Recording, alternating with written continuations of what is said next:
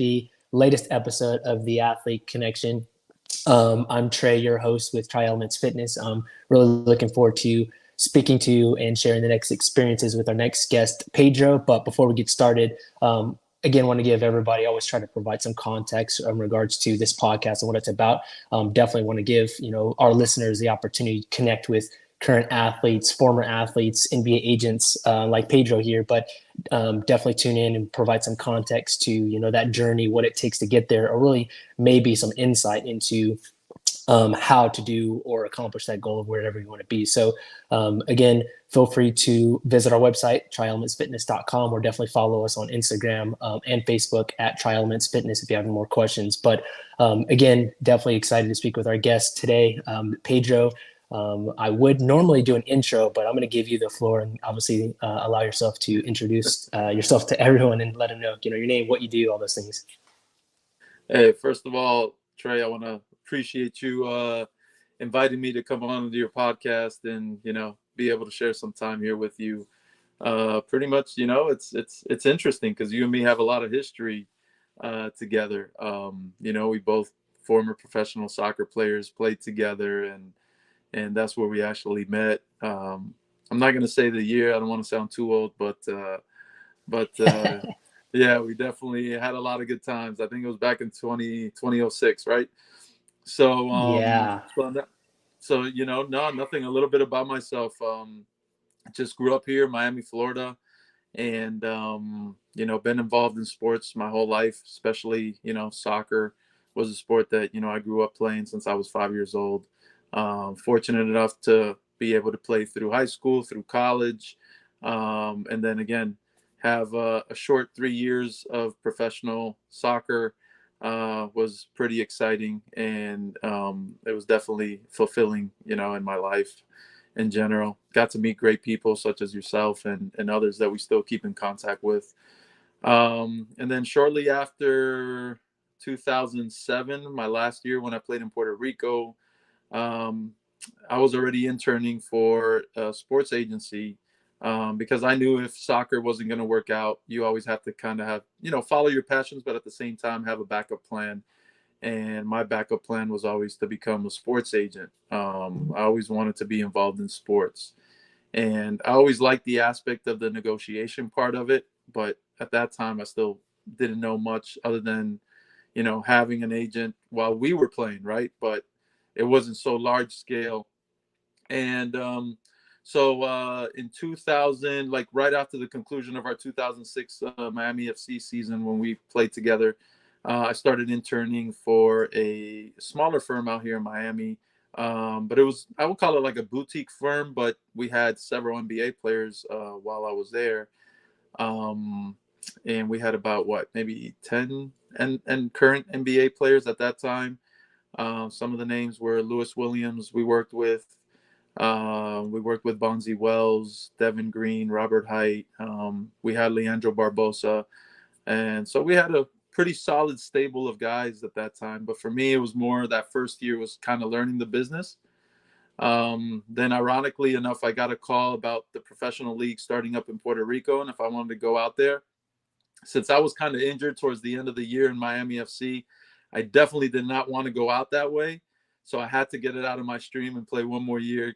So I told the owner of the company at the time, which he's also a former NBA player, but, he was an agent for like 20 something years. And I told him, hey, I got to get it out of my bloodstream. Let me go back to Puerto Rico for a few months. I'll still kind of continue to learn and work with you, but it'll just be, more or less through the phone and computers.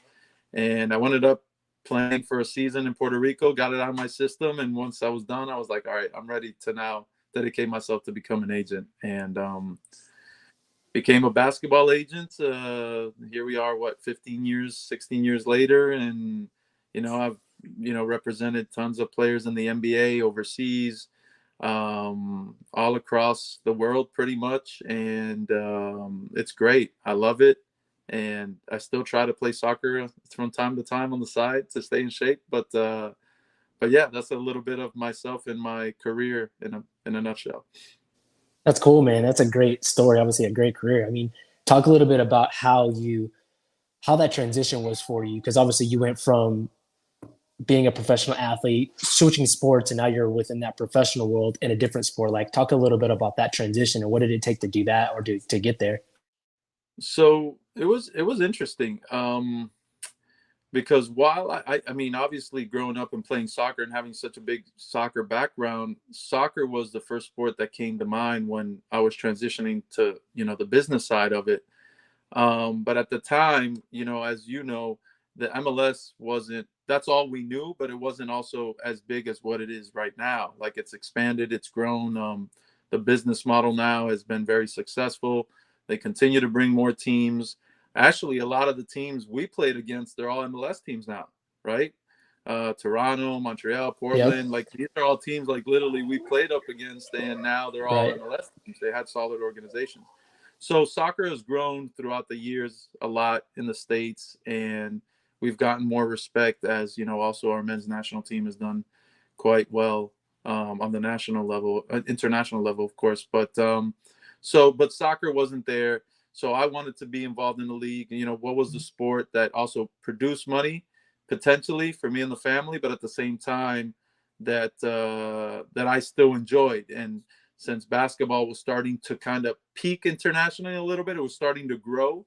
It wasn't also what it is right now, because basketball pretty much is the other international sport. But back then there was a few international players in the league, but now it's Right. like that's all you It's a see, right? lot. All the major Mm-hmm. stars are big international players, Giannis and Luca. I mean, and the list goes on and on. So I think I got in right on time. And through my international experience with soccer, being able to work with other markets and kind of internationally, it kind of just tied in together.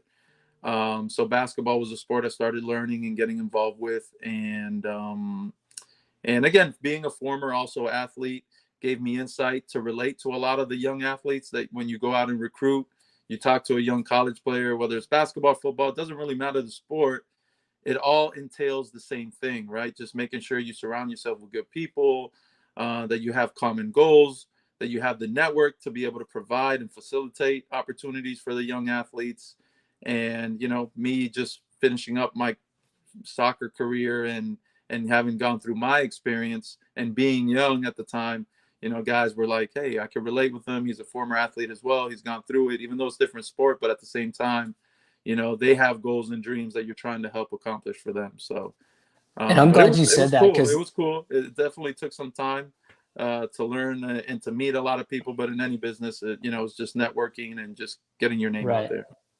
Yeah, I'm glad you said that because in a couple of the previous episodes we talked about that, and most of the young athletes right now, there's no perspective for future, right? You're like, okay, I'm in high school, I want to get to that Division 1 or that Division 2, fine. And then what's the next goal automatically? Oh, most cases, oh, I want to be pro. Well, not everybody's going to be pro. So what we're trying to, peel back the layers of is like, how important are those other things, right? You touched on networking or having that goal to kind of pursue that dream and figuring out, what are those steps that you need to do to kind of accomplish that goal. You wanted to be an agent. So it's like you are paying attention to the relationships and the interactions of the different conversations. So, how important do you think that was in shaping, your transition, but also your success being an agent?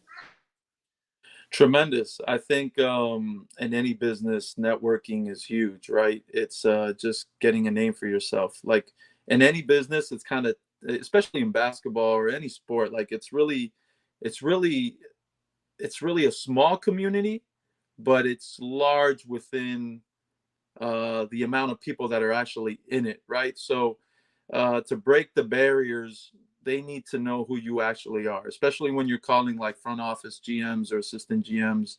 Like, before I was cold calling, but I was dropping my, my advisor's name or my, my boss at the time. I was dropping his name to kind of gain credibility, so they understand who I was coming under. So automatically it was like, oh, okay, well, Pedro is the guy that's working with X, Y, and Z. Now all of a sudden, I know I could kind of like get to know him because he's coming in through somebody that's respected in the business, but also has tremendous credibility. Yeah, So it gets you a seat at the table for sure. exactly. So when you align yourself with the right people, then it opens doors for yourself. So what I was doing is I'm a very hands-on person. So I like to observe and learn, but my process of learning me personally is through action. So even in the beginning when I was still interning, like I wanted to be thrown in the fire. I wanted to be making those calls. I wanted to be making the rounds. I wanted to be talking to the athletes. And that's how I started building the network. But yeah, networking, getting to know the people that are important, the decision makers, and starting to gain respect through them by doing, all the right things, of course. And then you start building a reputation, and then you keep moving forward. That's great, man. So transitioning a little bit, talk a little bit about that day to day. What is that like from your perspective when you're going out and you're talking to recruiting, potential clients? But on the flip side, what is that like from that client side? Like, what are those things that they should be doing to prepare themselves, to try to make that transition or even working towards that transition to get into the business world or, transition to becoming a professional player, either um, overseas or here at home. I think like anything,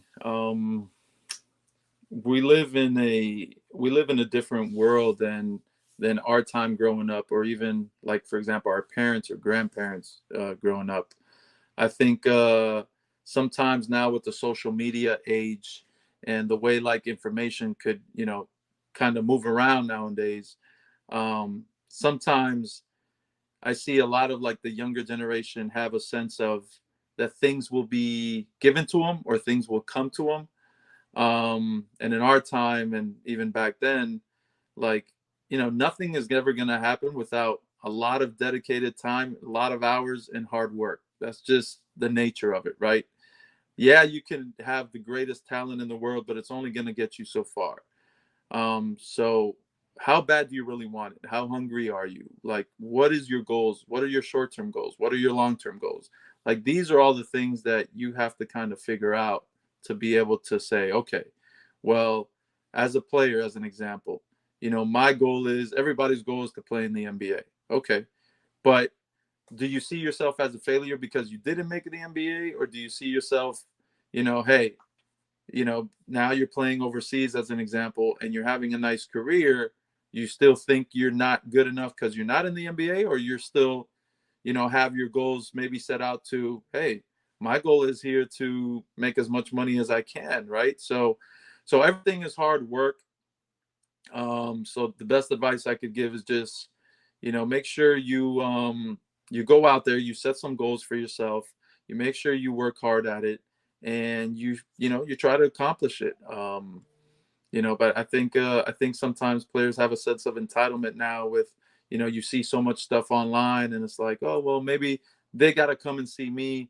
Well, that's not the right attitude to have. You got to have a humbled attitude where it's like, hey, I need to work. I need to put in the time. I need to make sure they know who I am by working, the extra hours, put in the extra time. And I think those are the ones that last the longest and make a name for themselves and have a big legacy in any sport, across any sport. And have you seen, there's a lot of top high school basketball players get drafted in the first round really high, but then they have a cup of tea in the league and then they're gone, right? And That's it's how not you so never much hear because they didn't from. have the talent. It's just they might Right. have not had the work ethic. They didn't have the right attitude. So all those things have to align, and you got to make sure you're just hungry and just go for it.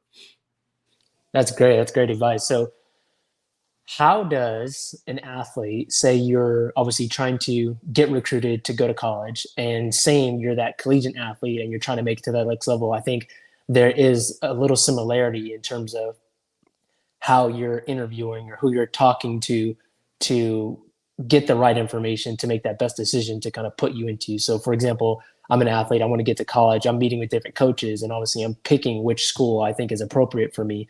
Same thing, you're a college athlete, maybe you're about to go pro, you're interviewing agents to figure out who's going to put you in the best position to be successful.